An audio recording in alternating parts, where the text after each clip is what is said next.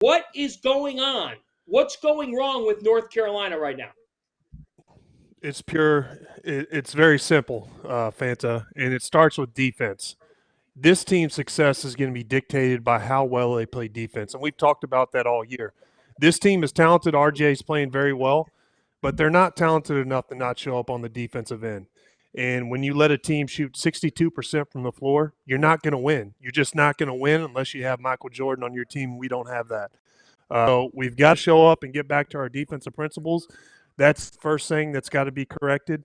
But also, I will say, as of lately, we've struggled with late game execution, and we did kind of claw our way back, but when we did, we didn't really have the execution late in the game to really put ourselves in position to win the game. And if you look back, it's kind of been a theme all year with late game execution. It's something that we need to improve on if we want to become the team that wants to make a deep tournament run come March. And you can look at the Kentucky game, we didn't really execute down the stretch there. You look at Georgia Tech, we didn't execute late in the game to get that one either. And then also you look at Duke, we started to let it slip a little bit, but we had a big enough lead. And then obviously Clemson and now Syracuse.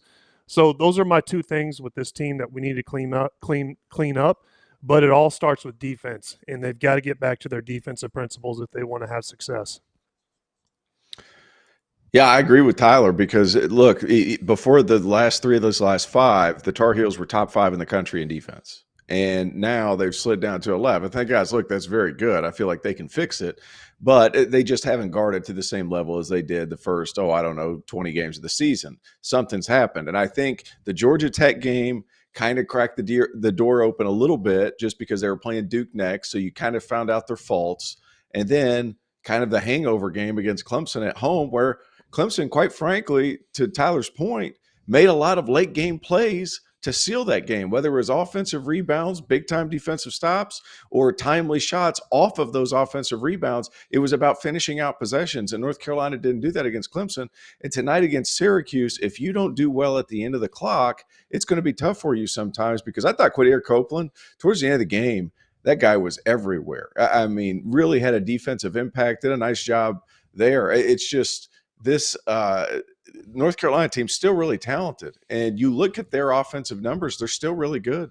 They're passing the ball, they're sharing it, they're not turning it over all that much, they're rebounding better. They out-rebounded Syracuse by 9, and they still lost the game. And it has a lot to do with their defense, the ability to play defense without fouling, and then being able to close out possessions, which is a problem for this Carolina team at times. Terrence, I'm going to challenge you here. Okay.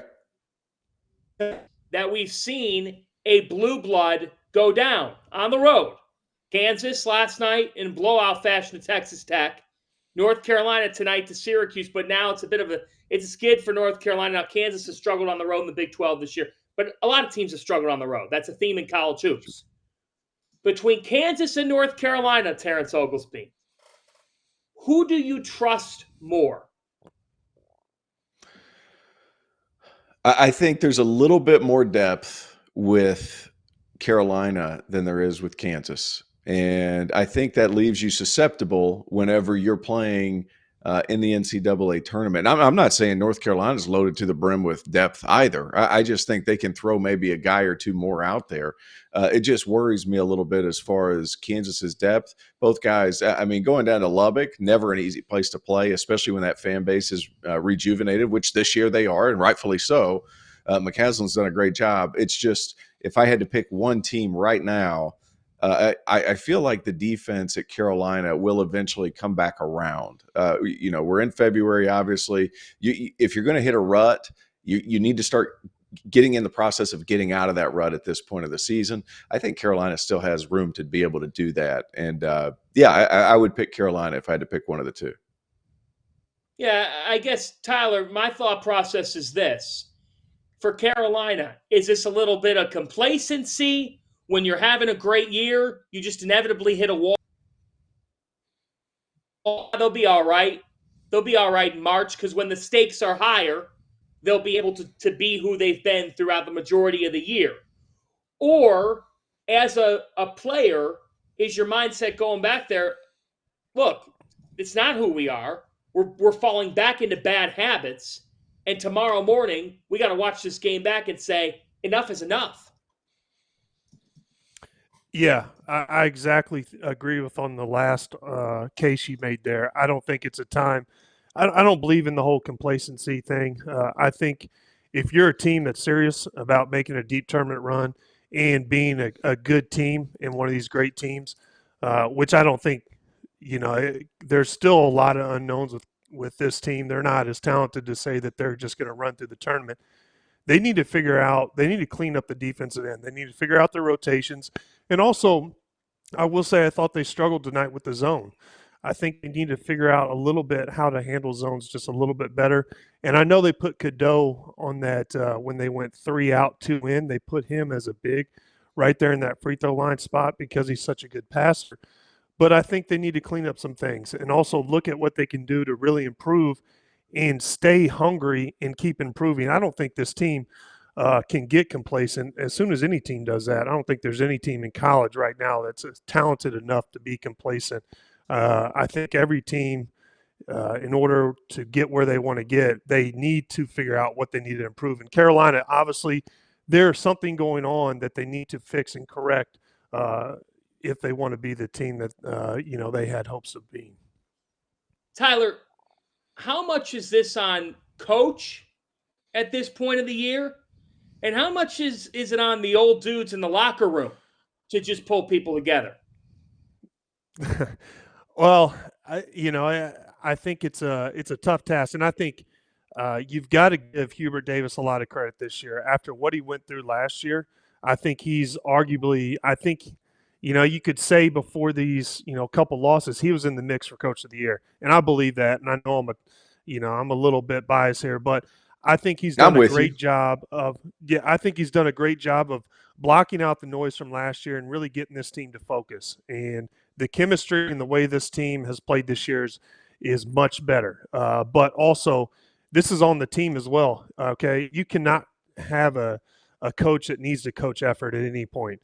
And I'm not saying that these guys are just going out in games and not showing up, but before the Clemson game, there was a little bit of rumbling that guys weren't really showing up on time or a little happy after the Duke win. That's on the players. Listen, you've got to be disciplined. There's no excuse for not playing with effort or not being on time. I don't care what happens. There's never a good excuse for not showing up on time or playing with effort. And so I don't blame Coach Davis at all. I think he's done a great job, but the players, they need to figure it out.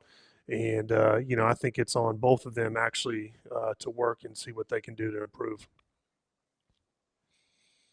Here's my statement on the state of North Carolina and Duke. All right. Back in the 2000s and even the 2010s early on, and when you were playing, Terrence, you're never afraid of anybody, but when you were playing, people were deathly afraid of playing Duke in North Carolina. Deathly afraid. There was a fear factor. There was you're going to be top court against North Carolina and Duke. Right now, in my humble opinion, that doesn't exist. People aren't afraid of North Carolina and Duke. They're both good teams.